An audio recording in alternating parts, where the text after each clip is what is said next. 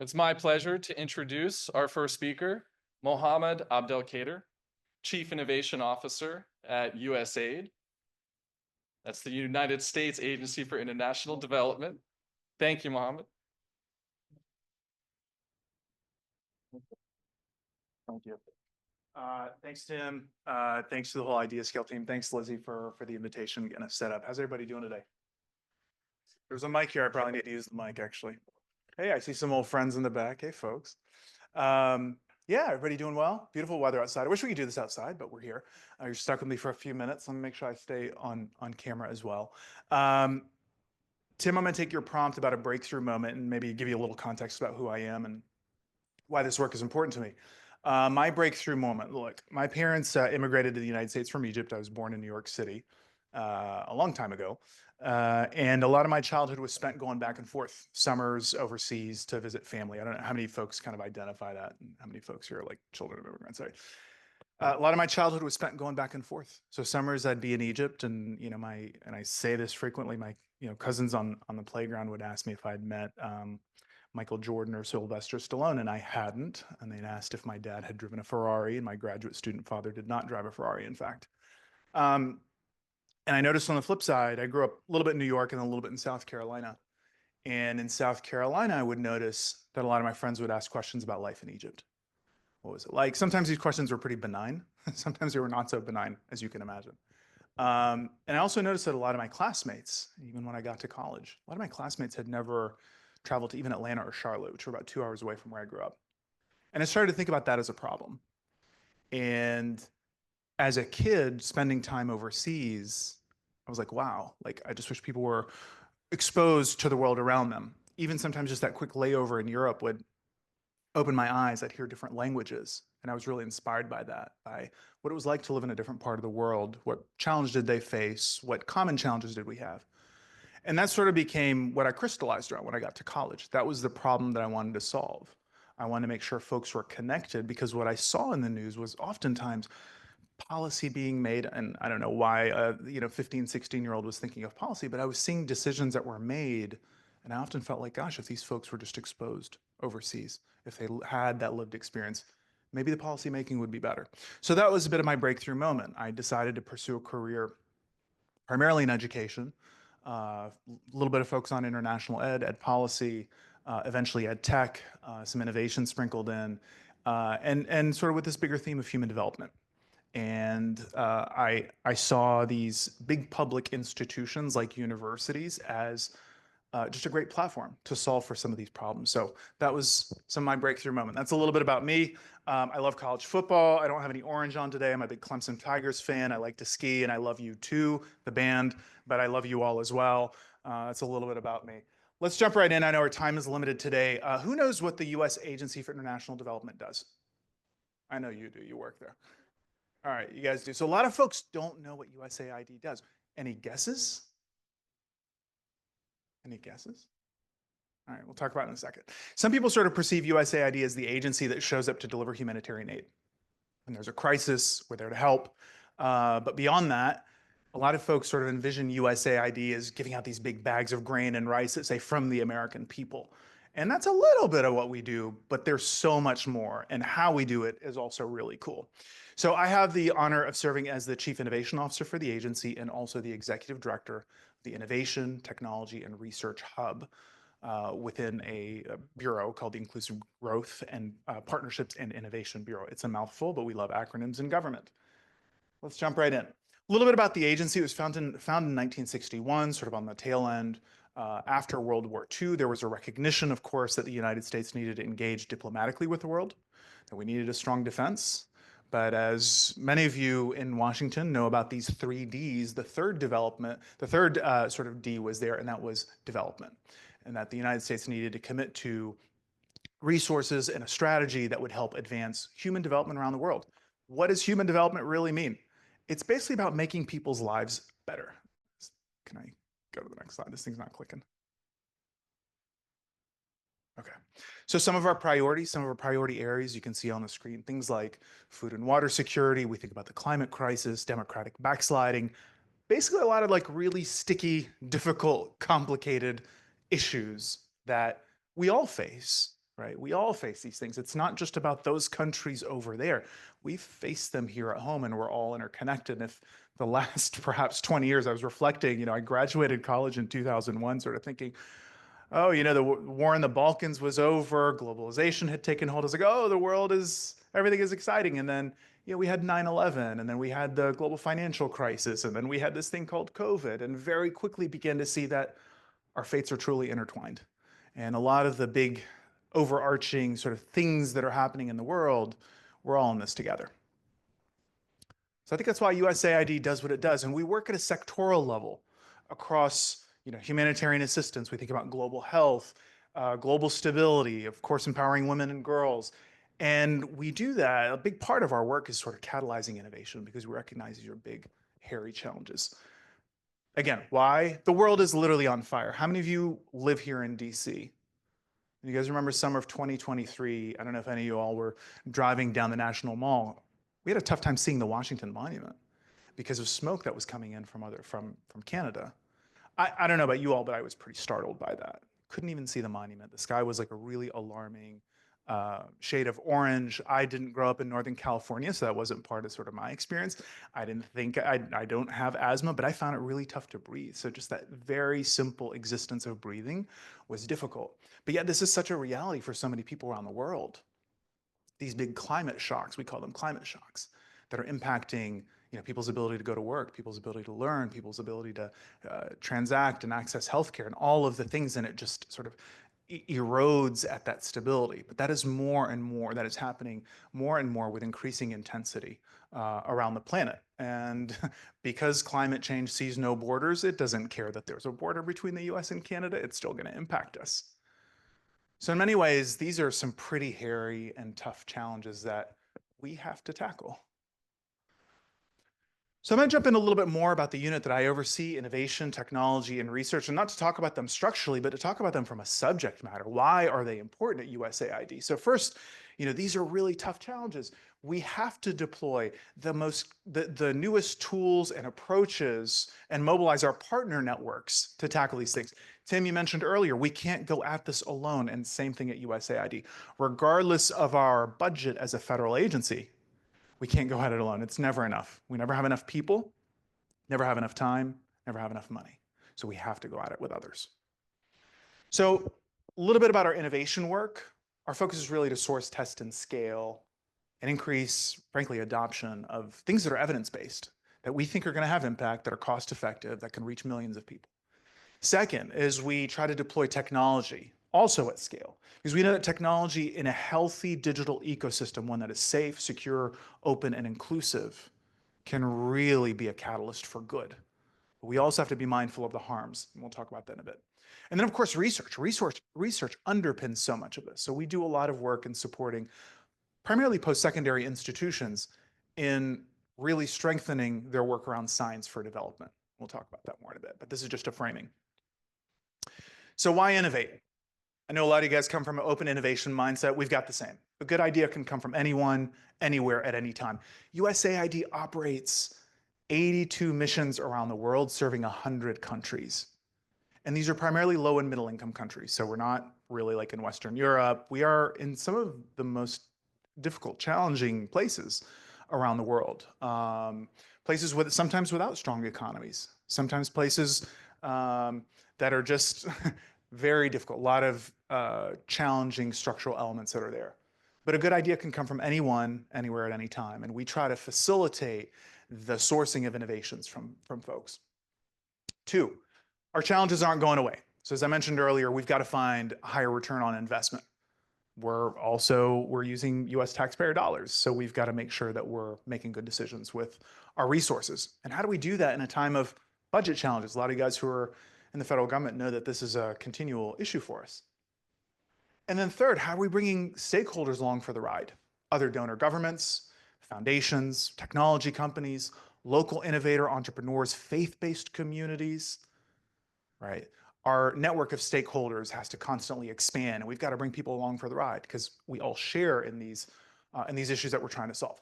And then finally, accelerating localized implementation. With all due respect to the folks here in DC, sometimes the best ideas don't come from around the Beltway. right? One of the things that we've done at the agency, Administrator Samantha Power has prioritized local development. What does that mean? That for us operationally, that 25% of the money that we spend is spent on local partners, not just folks here in DC. Local partners who are closest to the issues that we're trying to solve. So I want to talk a little bit about how we operationalize some of this within our team. And I'm going to get a little bit into the nitty gritty. We've got two teams that really power our innovation work at USAID. We don't own them. It happens all over the agency, but these are two groups that are really driving it. The first is our Development Innovation Ventures team, and the second is our Exploratory Programs team. So the DIV program almost acts like a venture capital fund, right? So we have these almost like a VC fund. We don't take equity. But if you are an entrepreneur or an innovator in Nairobi or Cairo, or you're in Vietnam, or you're in Indonesia, and you have an idea and you can submit it to DIV and we'll fund it. You got to have a little bit of evidence that it works and show that there is really a pathway to scale. Evidence is the key point here. The second is our EPIC program, exploratory programs and innovation competitions. And that's sort of the flip side. That's the other side of the coin. We define a problem. We say destructive wildfires are a problem. We try to raise money around it. We try to basically set up a program around that, and then we go from there. Problem could be around plastics in the ocean we're trying to remove. Problem could be around better forecasting of medical supplies on pharmacy shelves in rural Botswana.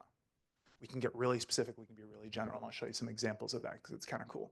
So back to the DIV program. Again, I mentioned rigorous evidence. We look for cost effectiveness, and we look for a pathway to scale.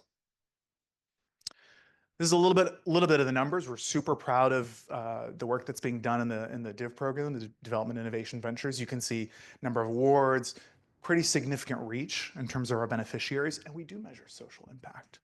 We think of ultimately what is the ROI on those investments. Let's drill down a little bit deeper. What do some of the investments look like? So one of the companies that we've invested in, maybe to step back, for many farmers around the world, they may not have access to weather.com, or they may not have access to the latest weather forecasting.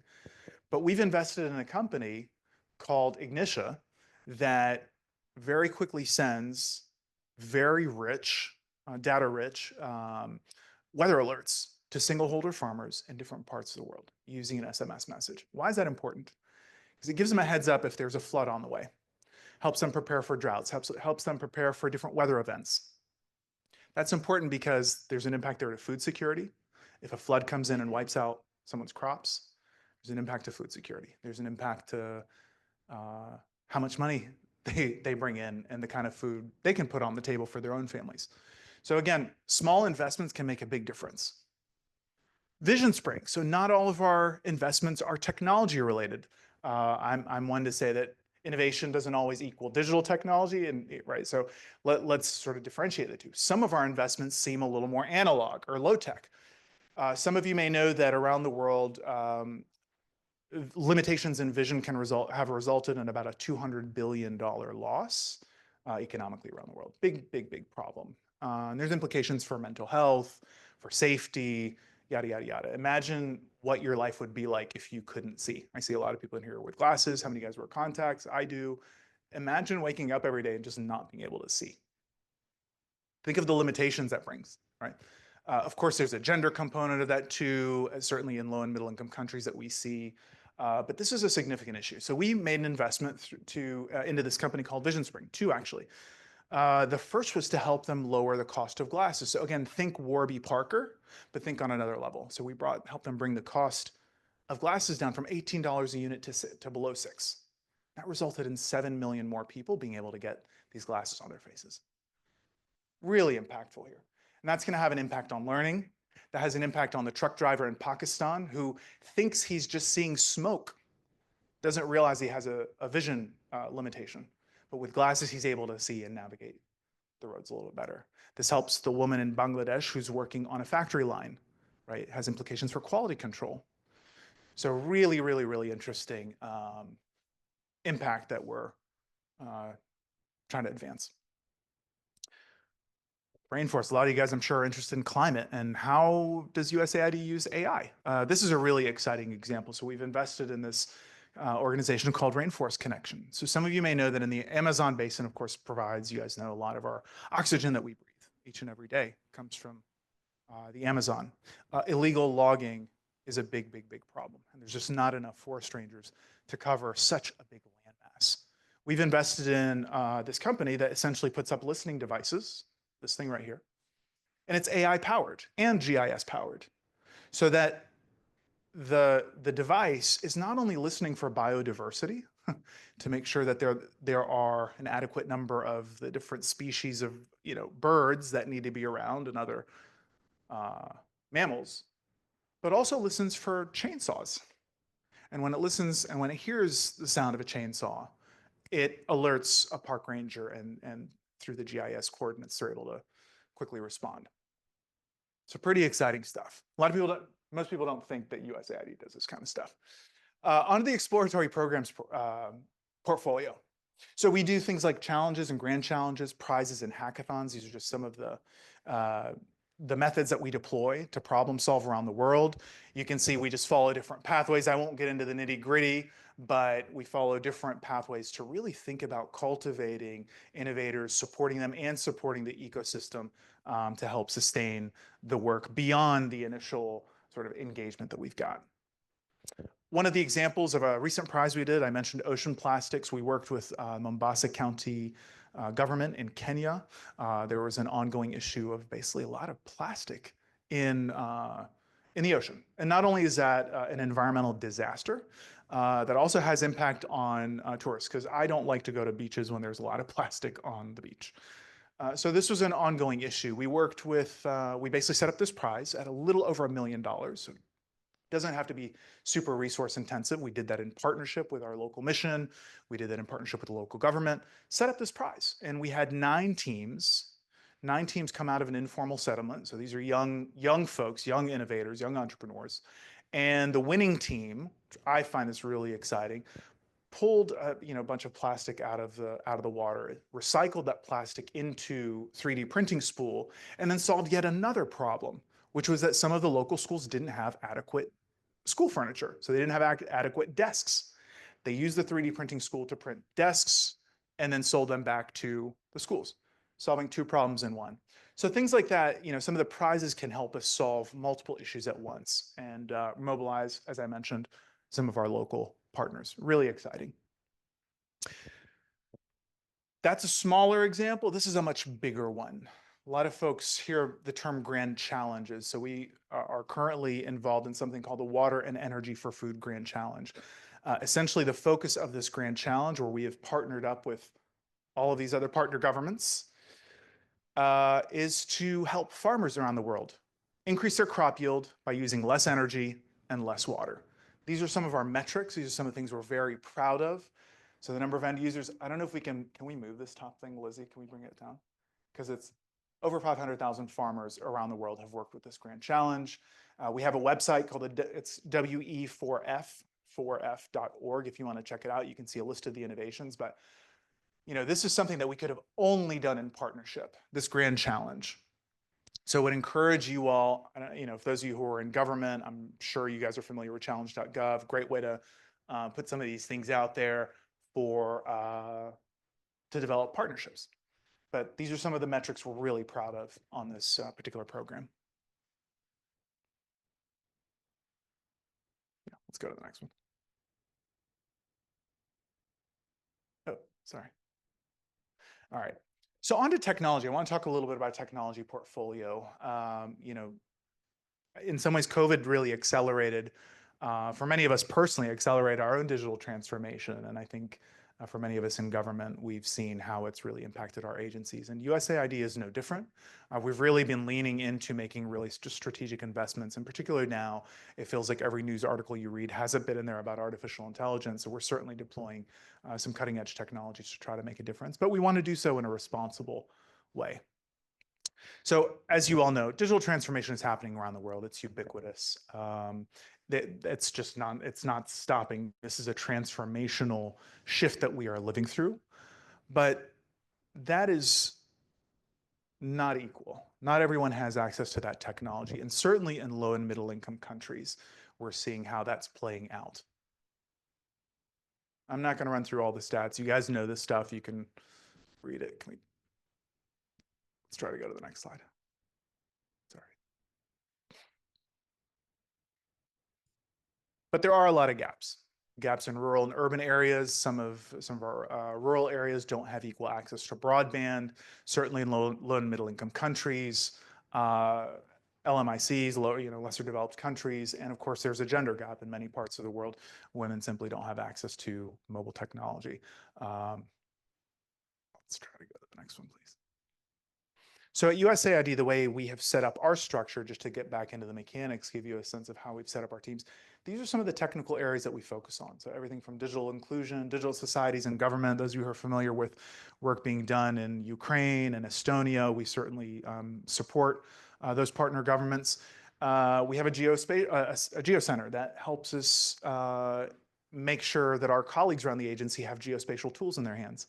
Why is that important? Because it helps us target a little bit better with our scarce resources. We're able to see things over time and makes the data a lot more rich. Of course, our emerging technologies team is spending a lot more time these days on artificial intelligence. We have a digital finance team. Actually, our whole unit started as a mobile money team years ago.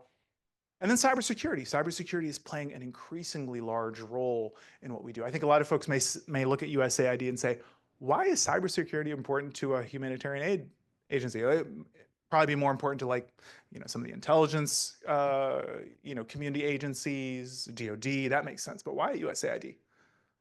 Any guesses? Any hands? Don't all jump in at once. Let me take a second. Well, for a couple of reasons. Think of the journalist who is writing about corruption, and then suddenly their phone starts to act funny. Think about our partner governments, like Ukraine, and all the incoming cyber attacks that are happening.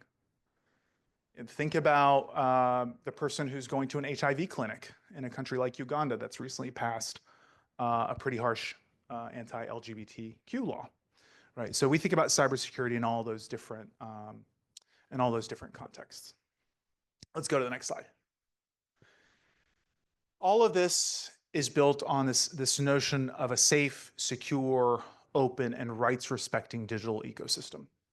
And you can see the different pieces of it. Digital society, digital economy, digital infrastructure. All of these things overlap and come together. I won't read this, but happy to get the slides to you if that's helpful. I talked a little bit about Ukraine earlier. Years and years ago, our agency had invested in essentially an anti-corruption program in Ukraine that was intended to digitize a lot of records and reduce corruption that way. That has grown into a digital tool called Dia. It's essentially an app. It is a super app. I would encourage you guys to do a quick search and look it up a little bit more, but it's a really impressive advancement. 120 interoperable services on this one app, secure. One of the things that's actually supposed to be 19 million, sorry. So almost now 20 million Ukrainians have accessed this app. Why is this important? I'll tell you why. Do you guys remember when the Syria crisis happened years ago, 2010? We didn't have a lot of these types of technologies back then, but I remember stories of a lot of Syrian refugees leaving and going to Europe. A lot of these folks were doctors, they were lawyers, they were dentists, but when they got to their destination, they didn't have their academic records. They couldn't access them because they were back in Damascus. Dia solves that. Dia solves that. So a lot of folks can not only access their academic records, but for those who are in Ukraine, they can open a business, they can access their driver's license, they can pay their taxes, number of government services. But it solves some pretty fundamental issues. The other thing is that when the war started and the TV towers went down, this became a lifeline. The government was able to communicate with Ukrainian citizens. It also became helpful because suddenly the government was able to crowdsource intelligence, right? You have Russian troops on your street, take a picture, geotag it, upload it. Suddenly armed forces know where Russian military is. So it's really become a lifeline for the Ukrainian people. And we're certainly proud of this partnership. And this is in partnership with Visa, Google, Eurasia Foundation, a number of other partners. And certainly the Ministry of Digital Transformation in Ukraine is leading the way on this. This is now open source. We have several other countries that are looking to partner on this and make it their own. So we're excited about that. All right. One of the things we've done in partnership with USDA, so oftentimes we partner with other government agencies through our GeoCenter. Oftentimes having accurate GIS data is really critical for disaster response, for a number of applications. But we've worked to empower young people through our Youth Mappers program. We have about over 3,000 college students around the world who are part of this program. Essentially, they use their smartphones to upload imagery that into an open database, OpenStreetMaps, that helps us when disasters happen reach areas that we need to reach for response. Let's go to the next one. So I think many of you guys know this. There are promises and there are perils of digital tools, and certainly in low and middle income countries, this can be challenging. Sometimes, there are cybersecurity threats that we have to deal with. Sometimes there's limitations in technical capacity. These are all things that we have to tackle through our technical assistance, through our funding, through our partnerships. But we definitely feel like there is a huge opportunity here. There's an opportunity to scale technologies. And for a lot of folks in low and middle income countries, we're trying to lower the barriers for compute, for those who want to engage more on AI. A lot of feedback that we get from partner countries is that AI could be their ticket. That's where they're gonna, that's where they're gonna make it, is by betting big on AI. So we work a lot to mitigate risks by supporting digital literacy programs, and ultimately, from a policy level, really thinking about our rights to respecting governance structure around the deployment of AI. Let's go to the next slide. So I talked a little bit about cybersecurity, so we can skip this one and go to the next slide. And then I'll wrap up with our science programs, our research division. The underlying theme here is to get the capacity that we have at post-secondary institutions here in the US and in our partner countries to focus on science for development. What does that look like? That's like a school like Michigan State doing drought-resistant seed research. That's deploying drones out of a Peruvian institution to help survey for forest degradation. That's pairing up Makerere University in Uganda with Kansas State to develop an app for farmers to detect crop blight using artificial intelligence, right? It's a number of things. So a few parting thoughts for you all as we wrap up today. The first is that, we talk a lot about sustainability at USAID, and that's important. But for those of you who are in the private sector, those of you who are at companies, think about embedding this work into your business model. Your engagement with an agency like USAID or perhaps others in the federal government shouldn't just be charity, right? We don't want this to just be a CSR line. We think this can be a win-win. So again, think about sustainability here, and solving global challenges is something that we need the private sector to help us with. The second is that innovation can be a catalyst for inclusive development. And for us, that means bringing local communities along for the ride. That means bringing indigenous communities along for their expertise and their knowledge and their special relationship with the land that has a lot of insights that many of us may just have not been exposed to. And then third is the power of cross-sector collaboration. We just cannot go at this alone, and we need private sector partners who can move quickly. We need innovators who are just creative. We are all in this together and need one another. So thank you very much. I appreciate it. Sure.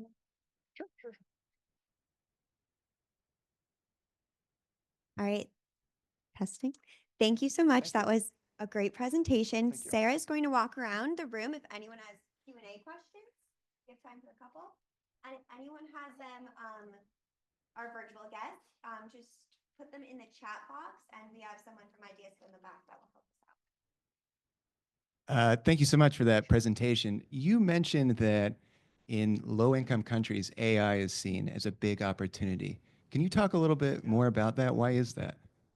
A couple of reasons.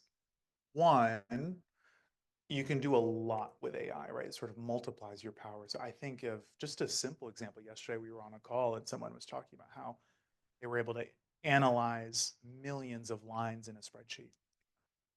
What normally would have taken them hours, from an operational perspective, has just saved a lot of capacity. And I think that's for any of our organizations, there's an efficiency that can come with good use of AI. Two, I think folks see the economic opportunity here around the development of AI models. But I think there's another thread in a lot of low and middle income countries that it has become very present. Is that think of where these models are developed. Right? They're developed typically in California, maybe in New York, maybe in Austin, Texas, maybe London, Dubai, places in China. How often are they developed in like Lusaka or in Cairo or Nairobi? They're not. And there's the data that goes in to train a model is reflective of the person that puts it in oftentimes. So we think a lot about bias. And I think a lot of folks in different parts of the world are saying, well, how are we reflected in the development of these models? So I think folks see a lot of opportunity in that. And they want access to be able to do that, to engage. We're working with a lot of the technology companies to try to lower the barriers for that. The cost of compute, of course, as you know, is expensive, but from a hardware and a just credits perspective. So yeah, it's a great question. Thank you.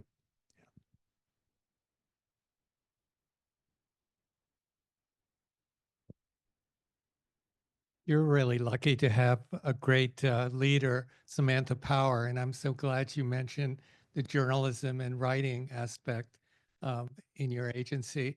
With less than a week to go before the election, is there concern at your agency, if Trump is elected, and would he greatly reduce or hurt some of the programs that you are involved with? It's a great question. So I'm not going to speculate about the election because I think in 2016 we learned probably not to make predictions. But I will say this: I think when we step back, we do look at the challenges in the world. Like we have to have innovative tools to approach these challenges, to reach more people, to reach them more efficiently, to stretch our dollars more from our approaches. We can't go at this alone. And that budget reality, I don't anticipate that that's going to change with any administration either way. We've got an obligation to do the work regardless of who is there. I work with, civil servants who are just committed to the mission, and whoever is at the top is, I don't want to say is irrelevant, but at the end of the day, folks are focused on the mission and doing the best innovative work, deploying the most, effective tools to do the job, and making sure we've got the evidence, the scientific evidence to see through the ambiguity and help better people's lives. I'll also say that I think a lot of the work that we do is going to resonate in a bipartisan nature, right? The reality is there are threats in the world, and we do see a competitive landscape with Russia and the PRC, and that's a reality in development. So, I hope that is a sort of a mainstay, and I hope folks continue to stay the course and certainly support these programs and the efforts, not just in our unit, but across the agency. We're trying to make people's lives better, and we're trying to do it, I think, in partnership with local communities as well. Yeah, it's a tough question. Thank you.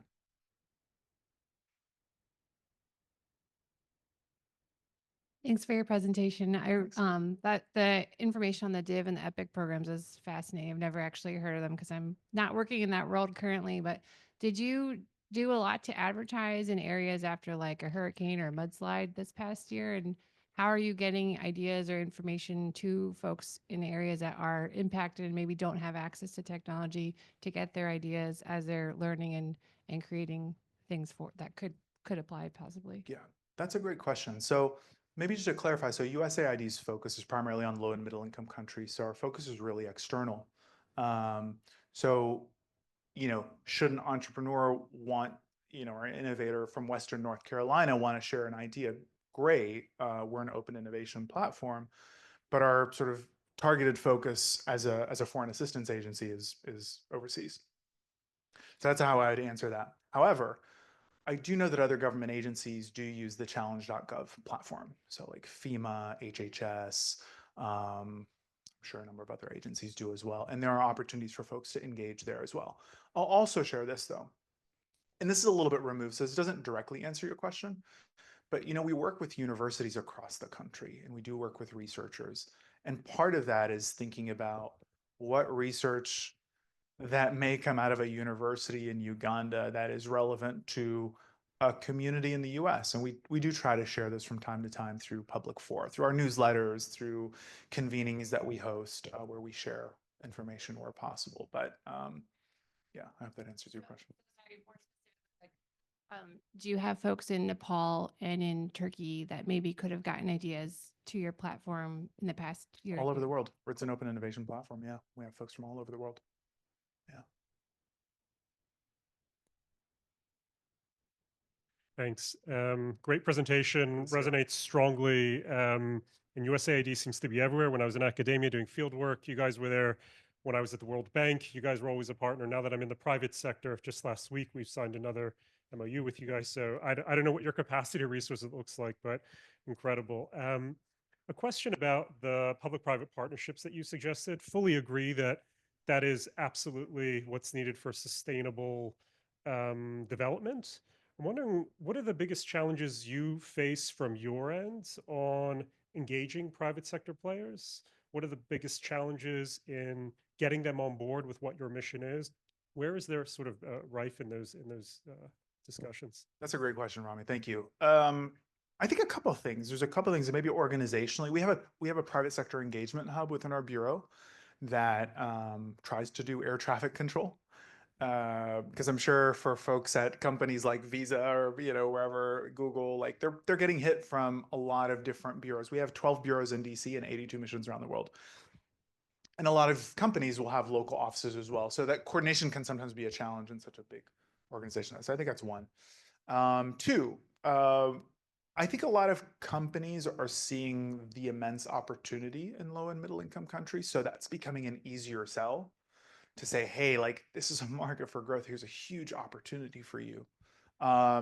So I think that has shifted. The public sentiment around that has shifted, which is good. But I think it can still be a challenge, right? Like everyone's got their priorities.